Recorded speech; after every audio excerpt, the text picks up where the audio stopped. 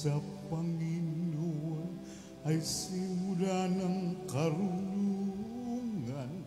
Ang kaniyang kapurihay manatili magpakailanman. Purihin ang Panginoon. Siya'y ating pasalamatan sa pagsasama at pagtitipon ng kaniyang mga anak. Pagmamahal sa Panginoon ay simula ng karunungan. Ang kaniyang kapurihay manatili magpakailanman. Sa ngalan ng Ama at ng Anak at ng Espiritu Santo.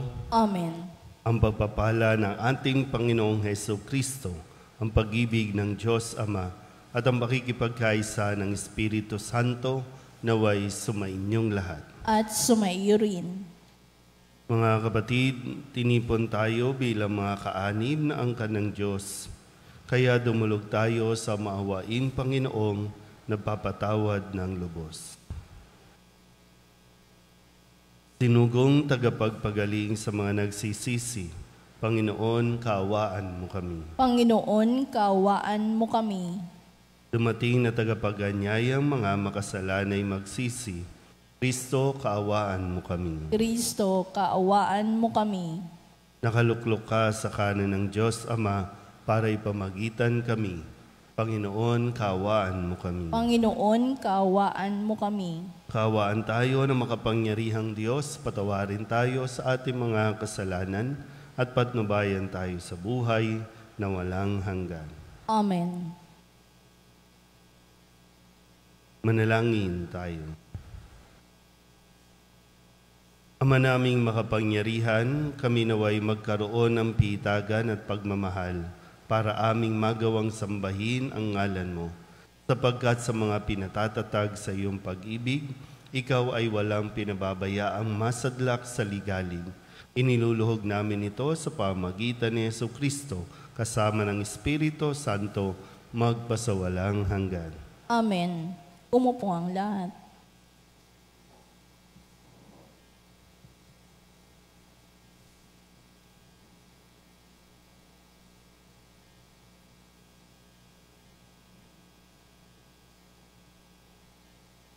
Pagbasa mula sa ikalawang aklat ng mga hari. Si Joaquin ay 18 taon nang maghari sa Jerusalem, at ito ay tumagal ng 3 buwan. Ang kanyang ina ay si Nahustan, na anak na Elnatan ng Jerusalem. Si Joaquin ay hindi naging kalugod-lugod sa Panginoon, pagkat tinularan niya ang kasamaan ng kanyang ama. Nang panahong iyon, ang Jerusalem ay kinubkob ng mga kawal ni Haring Nabucodonosor. Samantalang ang mga kawal ng Babylonia ay nakapaligid sa lungsod.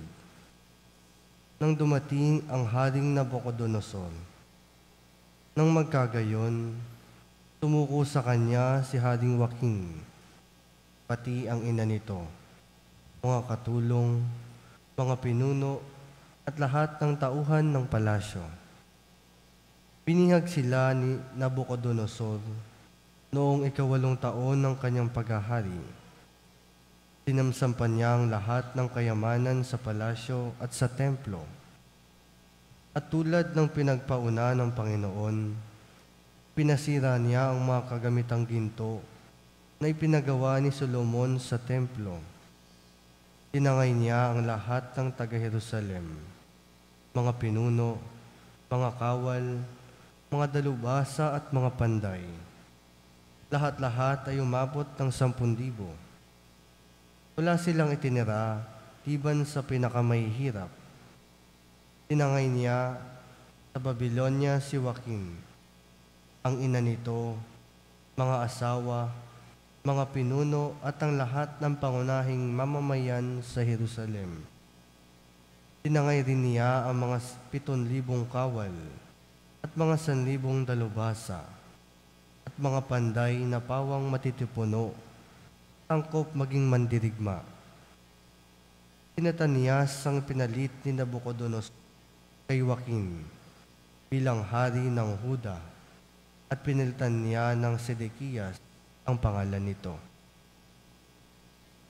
Ang salita ng Diyos. Salamat sa Diyos. Salmong tugunan ang atin pong itutugon. Dahil sa ngalan mo poon, iligtas mo kami ngayon, tayo pong lahat. Dahil sa ngalan mo poon, iligtas mo kami ngayon. Panginoong Diyos, pinasok ng hintil ang lupang pangako, kayo't iyong masdan. Binasak ang lungsod, ang banal mong templo ay nilapastanganan. Ang mga katawan ng mga lingkod mo'y ginawang pagkain niyong mga ibon. Ang kanilang laman sa mga halimaw ay ipinalamon. Tugon. Dahil sa ngalan mo poon, iligtas mo kami ngayon. Dugo ng bayan mo'y ibinubo nila sa buong palibot nitong Jerusalem. Animo ay tubig, sa dami ng patay ay walang naglilibing.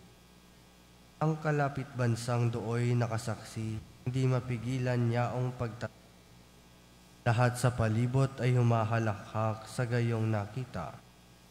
Ang iyong galit sa amin o poon, hanggang kailan ba kaya Di na ba titigil ang pagkagalit mong sa amin tutupok? Tugon. Dahil sa ngalan mo poon, iligtas mo kami ngayon. Huwag mong parusahan kaming mga anak sa pagkakasala ng aming magulang. Ikaw ay mahabag, sa mga lingkod mong pag-asa ay pumanaw. Tugon. Dahil sa ngalan mo poon, iligtas mo kami ngayon. Mahabag ka sana, kami tulungan, Panginoong Diyos na tagapagligtas. Dahil sa ngalan mo, kami nagkasalay, patawaring ganap. At ang pagpupuri sa iyo ng madlay, hindi maglilikat. Tugon. Dahil sa ngalan mo poon, iligtas mo kami ngayon. Tumayo ang lahat. Hallelujah, hallelujah. Wikay mo, o nakikinig ako sa iyong mga salita. Hallelujah, hallelujah, hallelujah.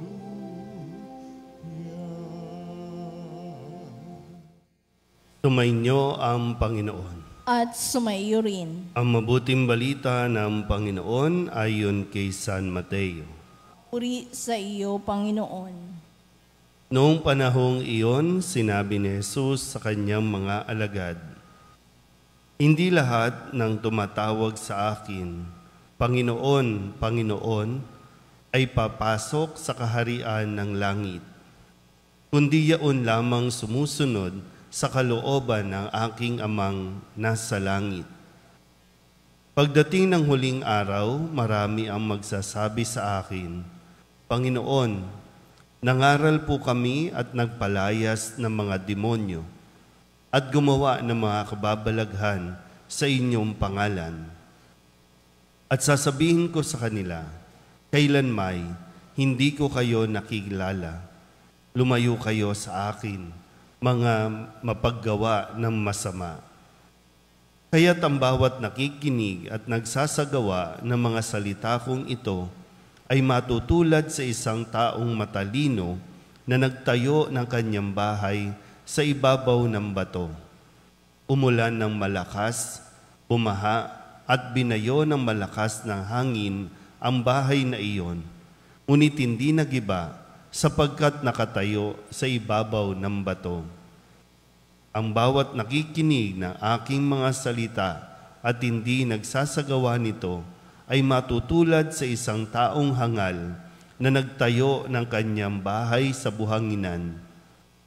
Umulan ng malakas, bumaha, binayo ng malakas na hangin ang bahay. Bumagsak ang bahay na iyon at lubusang nawasak. Nang masabi na ni Jesus ang mga pananalitang ito, ang mga tao'y namangha sapagkat nagturo siya na parang isang may kapangyarihan at hindi tulad ng mga eskriba. Ang mabuting balita ng Panginoon. Pinupuri ka namin, Panginoong Hesukristo. Umupo ang lahat. Isang magandang maga po sa inyong lahat. Ngayon po ay Huwebes ng 12 linggo sa karaniwang panahon. Kahapon, ipinaalala ni Jesus sa atin na maging maingat. Sabi, mag-ingat kayo sa mga bulaang propeta. Mga animoy, mga tupa, pero mga nagpapanggap pala, no? At sila ay mga mababangis na mga asong gubat. Ngayon naman, panibagong paalala ang ibinibigay sa atin ni Kristo sa kanyang pahayag ng kanya pong sabihin na hindi lahat ng tumatawag sa akin, Panginoon, Panginoon, ay papasok sa kaharian ng langit.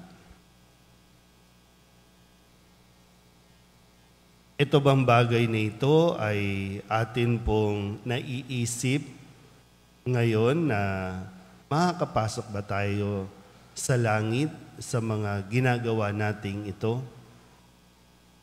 Itingin po, hindi lahat ng tumatawag sa akin ng Panginoon, Panginoon ay papasok sa kaharian ng langit.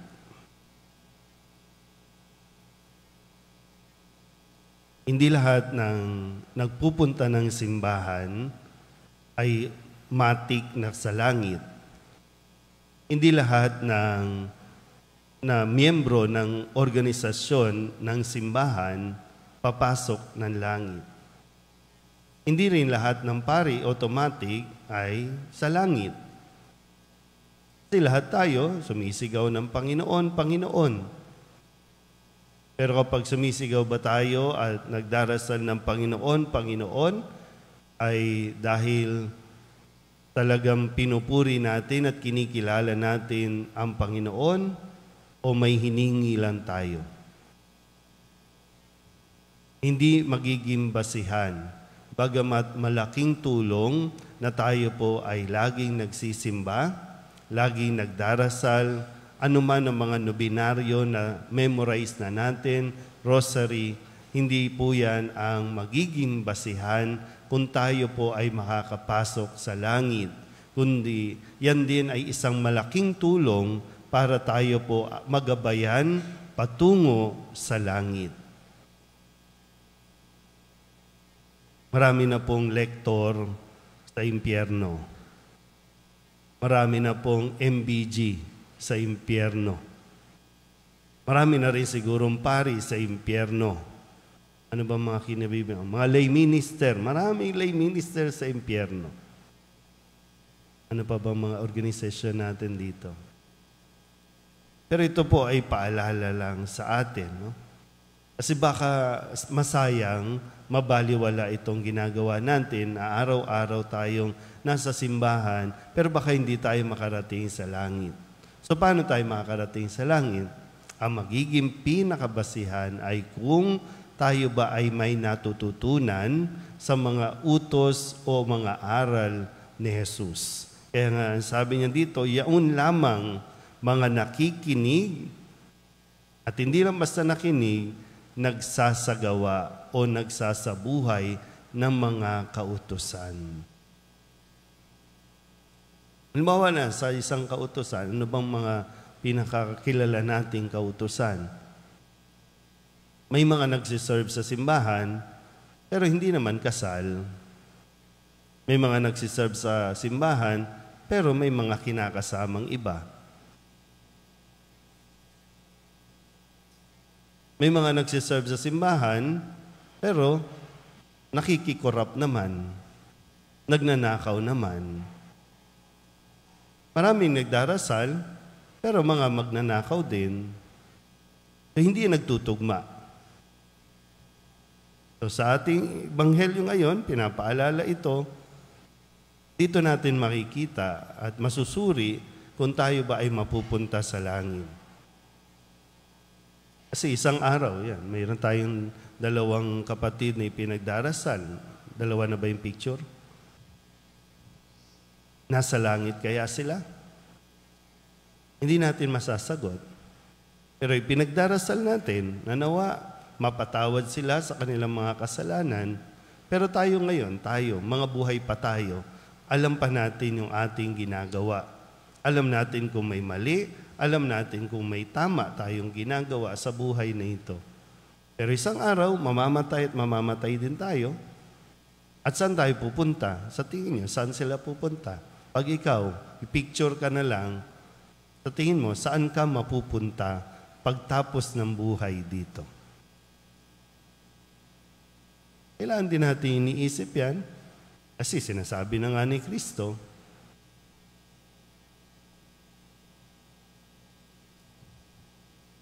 itingo po, no? Sabi ni Kristo, hindi lahat ng tumatawag ng Panginoon ay makakapasok sa kaharian ng langit. Wala ito sa number. Kung ilang beses ka nang nagsimba, kung gaano karami ka nang dinasal na rosaryo o nobina, kung ano ang membership mo sa simbahan. Kundi ang kailangan natin masuri, pinakikinggan ba natin at isinasabuhay ba natin ang mga kautusan. Amen?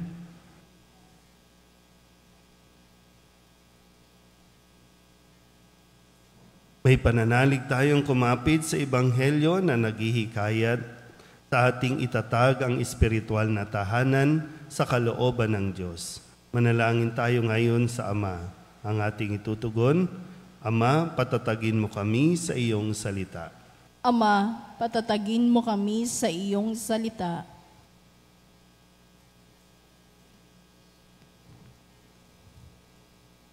Ang mga pinuno at miyembro ng simbahan naway mamuhay sa espiritu ng Ebanghelyo at laging hanapin ang kalooban ng Diyos sa pamamagitan ng tapat at mababang loob na paglilingkod. Manalangin tayo sa Panginoon. Ama, patatagin mo kami sa iyong salita. Ang mga mag-asawa naway matagpuan ng kaligayahan sa pamamagitan ng kanilang katapatan sa isa't isa at sa mabuting halimbawa na kanilang ipinakikita sa kanilang mga anak. Manalangin tayo sa Panginoon. Ama, patatagin mo kami sa iyong salita. Ang mga kabataang lumalaki sa magulo at nakalilitong daigdig, naway makatagpo ng kahulugan sa kanilang mga buhay at matulungan silang malagpasan ng anumang kabiguan. Manalangin tayo sa Panginoon. Ama, patatagin mo kami sa iyong salita.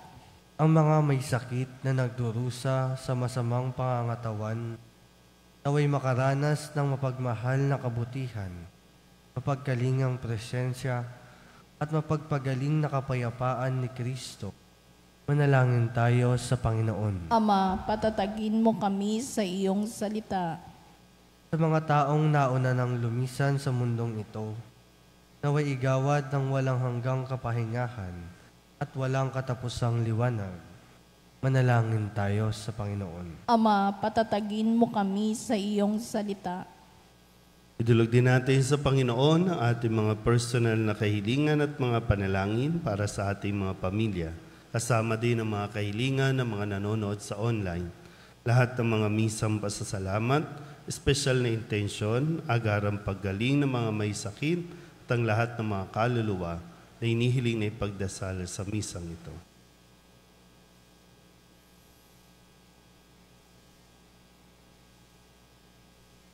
Ang lahat ng ito inihiling namin sa ngalan ni Kristong aming Panginoon.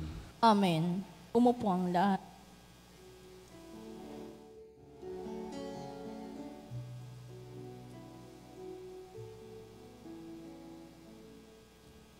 Alay namin aming buhay, bawat galak at lumbay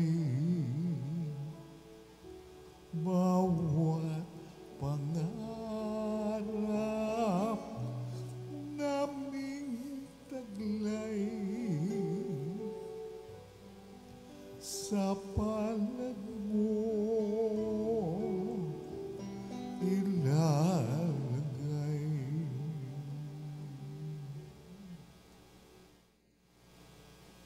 Manalangin kayo mga kapatid upang paghahain natin ang kalugdan ng Diyos Amang makapangyarihan. Tanggapin nawa ng Panginoon itong paghahain sa iyong mga kamay, sa kapurihan niya at karangalan sa ating kapakinabangan at sa buong sambayanan niyang banal.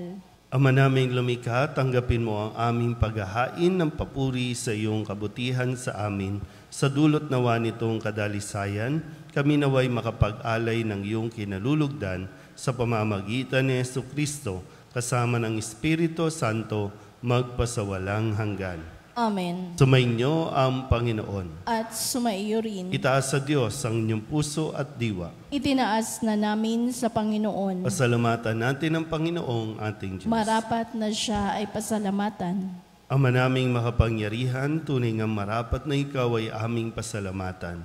Ikinalugod mong likain ang sanlibutan na iyong pinagbabago at idinarangal sa pamamagitan ng iyong anak na kinalulugdan, kaya't utang na loob ng iyong mga itinatangi at ng mga banal na kapiling mong lagi ang iyong paggiliw at pagkakandili. Kaya kaysa ng mga anghel na nagsisiawit ng papuri sa iyo nang walang humpay sa kalangitan, kami nagbubunyi sa iyong kadakilaan.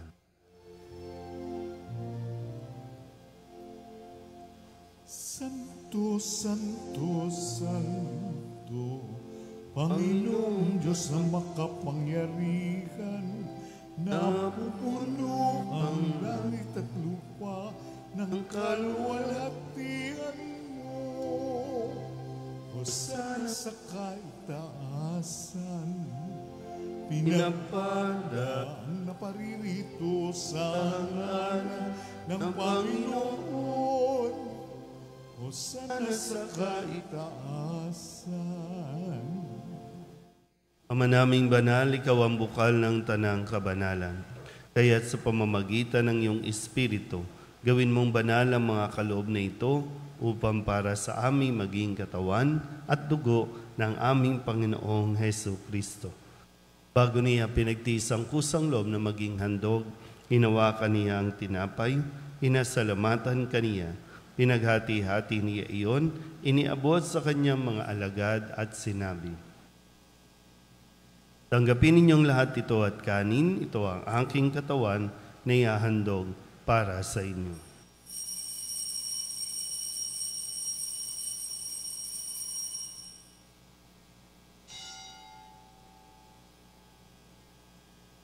Hindi naman nang matapos ang hapunan, hinawakan niya ang kalis, muli kaniyang pinasalamatan. Iniabot niya ang kalis sa kanyang mga alagad at sinabi, tanggapin ninyong lahat ito at inumin.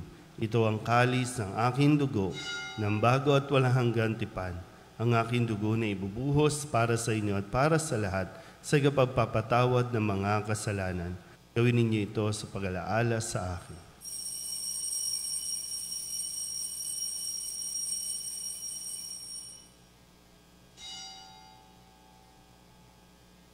Ipagbunyi natin ang misteryo ng pananampalataya. Si Kristo'y namatay, si Kristo'y nabuhay, si Kristo'y babalik sa wakas ng panahon.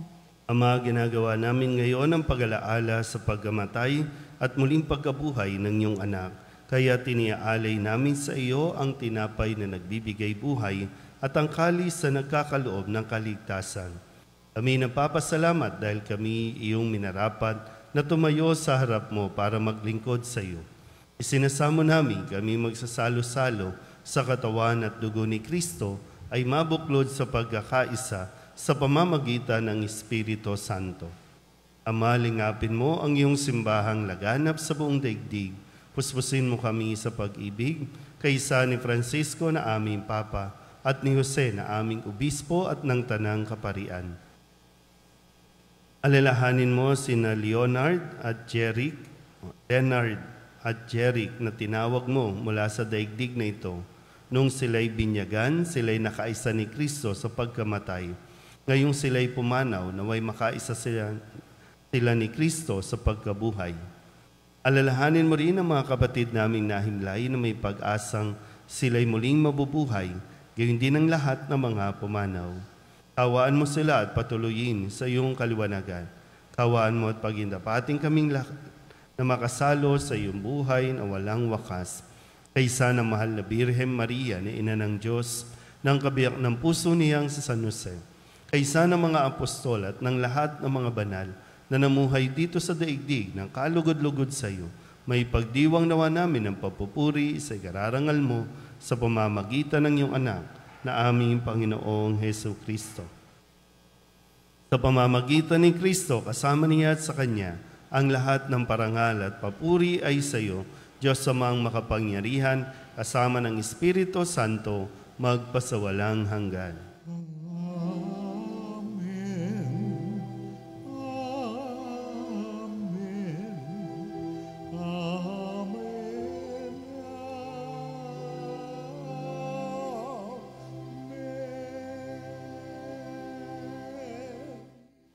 Sa tagubilin ng manakagagaling na utos at turo ni Jesus sa Panginoon natin at Diyos, ipahayag natin ng lakas loob.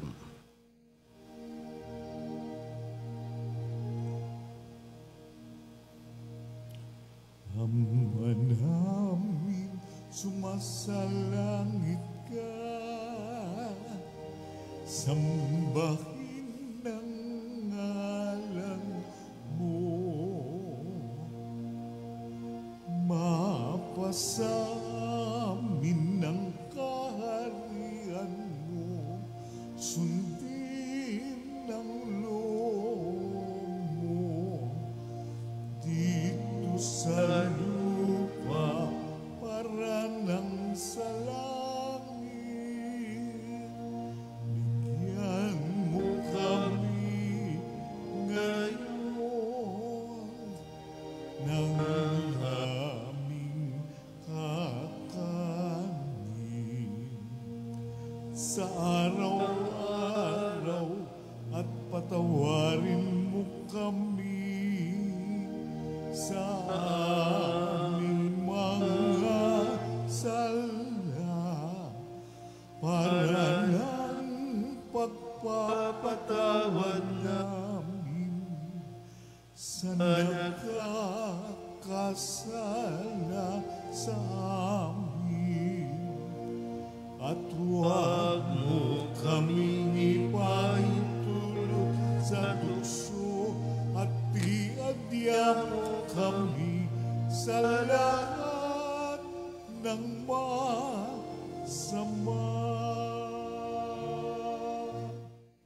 Inihiling namin kami iadya sa lahat ng masama, pagkalooban ng kapayapaan araw-araw, iligtas sa kasalanan at ilayo sa lahat ng kapahamakan. Samantalang aming pinananabikan ang dakilang araw ng pagpapahayag ng tagapagligtas naming si Hesu Kristo. Sapagkat iyo ang kaharian at ang kapangyarihan at ang kapurihan magpakailanman. Amen. Panginoong Hesu Kristo, sinabi mo sa iyong mga apostol, kapayapaan ang iniiwan ko sa inyo, ang aking kapayapaan ang binibigay ko sa inyo. Tunghayan mo ang aming pananampalataya at huwag ang aming mga pagkakasala. Pagkalooban mo kami ng kapayapaan at pagkakaisa ayon sa iyong kalooban, kasama ng Espiritu Santo, magpasawalang hanggan. Amen. Ang kapayapaan ng Panginoon ay laging sumainyo. At sumaiyo rin. Mabigayan po tayo ng kapayapaan sa isa't isa.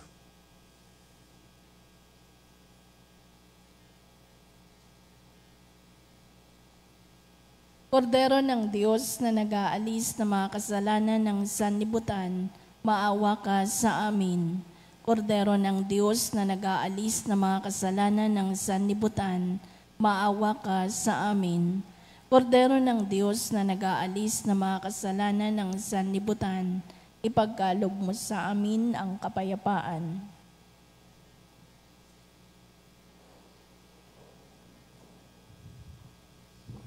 Ito ang kordero ng Diyos. Ito ang nag-aalis ng kasalanan ng sanlibutan.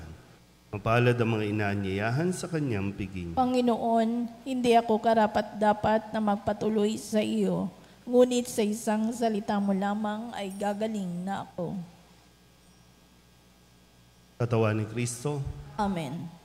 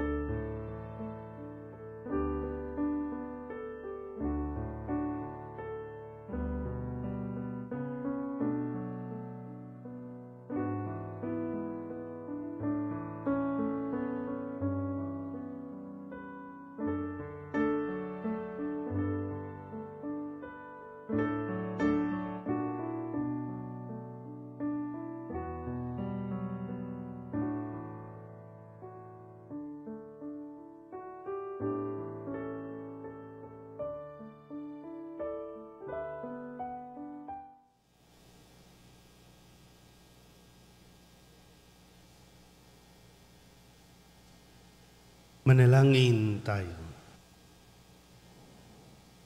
Ama naming mapagmahal, kaming nakinabang sa katawan at dugo ng iyong anak ay sumasamo sa iyong habag upang ang aming taimtim na ginanap ay maging pagtanggap namin sa tiyak mong pagliligtas sa pamamagitan ni Jesucristo kasama ng Espiritu Santo magpasawalang hanggan. Amen.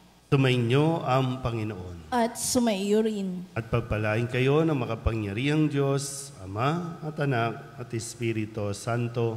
Amen. Tapos ang banal na misa, humayo tayo sa kapayapaan ni Kristo. Salamat sa Diyos. Magandang umaga po. Apo.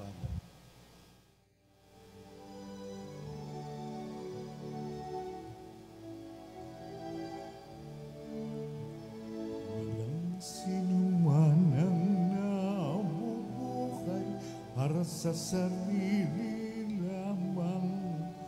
Walang sinuman ang namamatay para sa sarili lamang. Tayong lahat ay may